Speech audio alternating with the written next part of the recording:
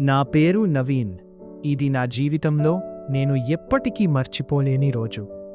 మేము 5గురం: నాన్న, అమ్మ, నేను, 2 తమ్ముళ్ళు.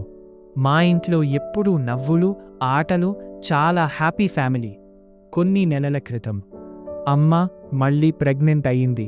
మేమంతా చాలా సంతోషంగా ఉన్నాము. కానీ ఈసారి అమ్మ ఆరోగ్యం అంత బాగోలేదు.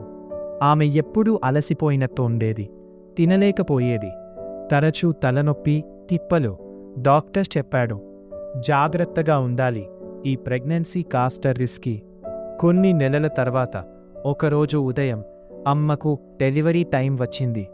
మేమంతా హాస్పిటల్కి వెళ్ళాం. కొన్ని గంటల టెన్షన్ తర్వాత డాక్టర్ బయటికి వచ్చి నవ్వుతూ చెప్పాడు, బేబీ బాయ్. మేమంతా ఆనందంతో ఎగిరిపోయాం. ఇప్పుడు మేము 4 బ్రదర్స్. కానీ ఆ ఆనందం ఎక్కువసేపు నిలవలేదు. డాక్టర్ ముఖం ఒక్కసారిగా సీరియస్ అయ్యింది.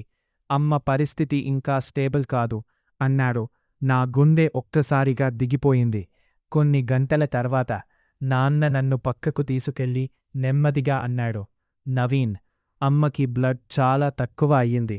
నేను ఏమీ మాట్లాడలేకపోయాను.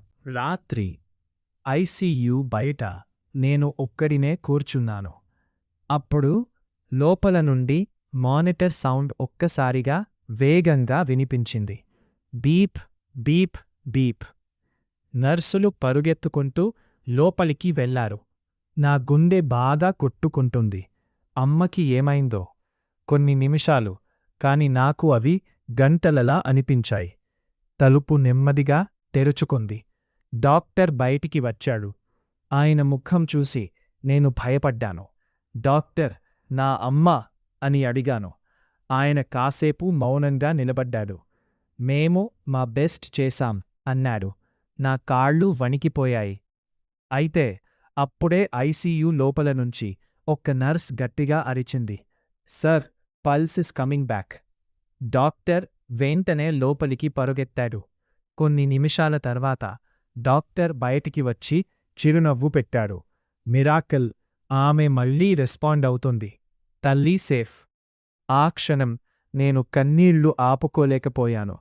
మా ఇంట్లో సంతోషం, సరదా. 3వ రోజు ఉదయం హాస్పిటల్ నుంచి అమ్మను ఇంటికి తీసుకువచ్చాం. అందరూ బేబీని చూసి చాలా హ్యాపీగా ఉన్నారు. కాని అమ్మ మాత్రం చాలా బలహీనంగా కనిపించింది. అప్పుడప్పుడు తల తిరుగుతున్నట్టు చెబుతోంది. అంతకుముందు ఉన్న ఆనందం ఎన్నో రోజులు నిలువలేదు. మా జీవితంలో జరిగిన పెను మార్పు ఏమిటో తరువాతి ఎపిసోడ్లో మీకు చెబుతాను.